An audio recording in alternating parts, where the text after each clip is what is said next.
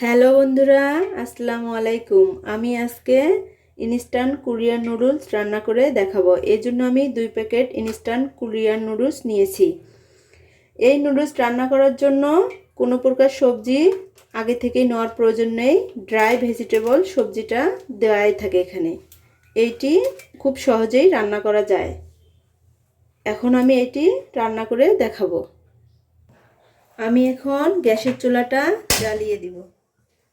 দিয়ে গ্যাসে একটি ফ্রাই প্যান বসিয়ে নিব। ফ্রাই প্যানটা একটু গরম হয়ে আসলে আমরা এখানে অয়েল দিয়ে দিব। ফ্রাই প্যানটি গরম হয়ে এসেছে, এখন আমি 2 থেকে 3 টেবিল চামচ তেল দিয়ে দিব।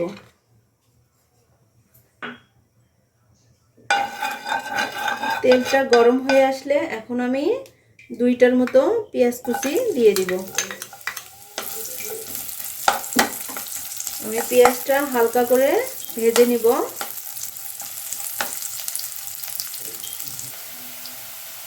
পেঁয়াজটা আমার হালকা ভাজা হয়ে গিয়েছে, এখন আমি একটা মরিচ কুচি করে দিয়ে দিব।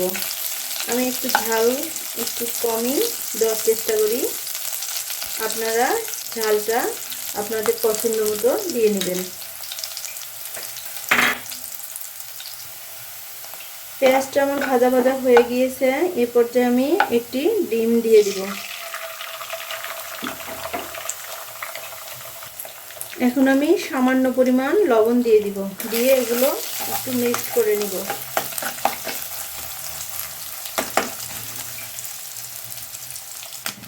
আমি ডিমটাকে ভালোভাবে নেড়ে চেড়ে ছোটো ছোটো করে নিয়েছি। ডিমটা খুব ভালো করে ভাজতে হবে, না ভাজলে ভালো করে না ভাজলে এটি কাঁচা কাঁচা গন্ধ করবে। এই জন্য আপনারা ভালো করে ভেজে নেবেন, তখন আর এই ডিমের গন্ধটা থাকবে না। দেখুন বন্ধুরা, আমার ডিমটা দেখেন কত সুন্দরভাবে ভাজা হয়ে গিয়েছে।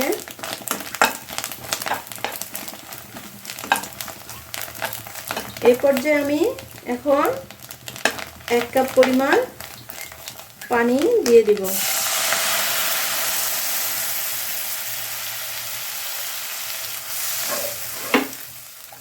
এই নুডলসটা রান্না করতে একটু পানির পরিমাণটা বেশি দিতে হয় সেদ্ধ হওয়ার জন্য।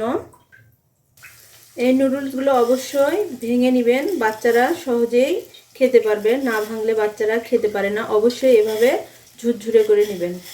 আমি এখন এই নুডলসগুলো দিয়ে দিব।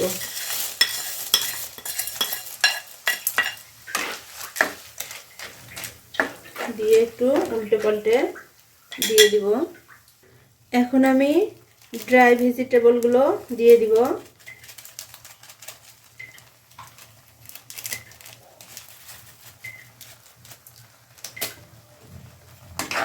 এগুলো আমি এখন মিক্স করে নিব।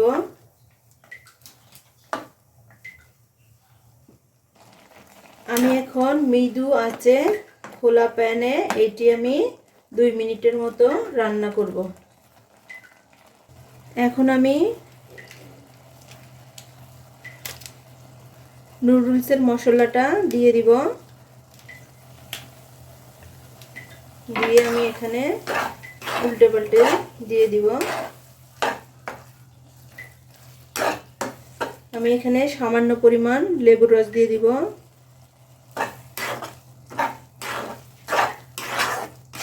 দিয়ে আমি এটা একটু নেড়ে চেড়ে নিব। দেখতে পাচ্ছেন বন্ধুরা, কত সুন্দরভাবে আমার এই নুডলস রান্না করাটা হয়ে গেল। এই যে সবজিগুলো নুডলসগুলো অনেক সুন্দরভাবে সেদ্ধ হয়ে গিয়েছে।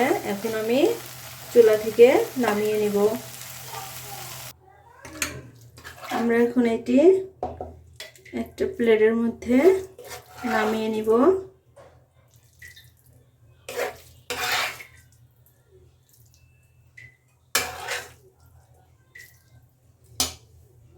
ভিডিওটি ভালো লাগলে অবশ্যই লাইক কমেন্ট শেয়ার করবেন এবং সাবস্ক্রাইব করতে ভুলবেন না।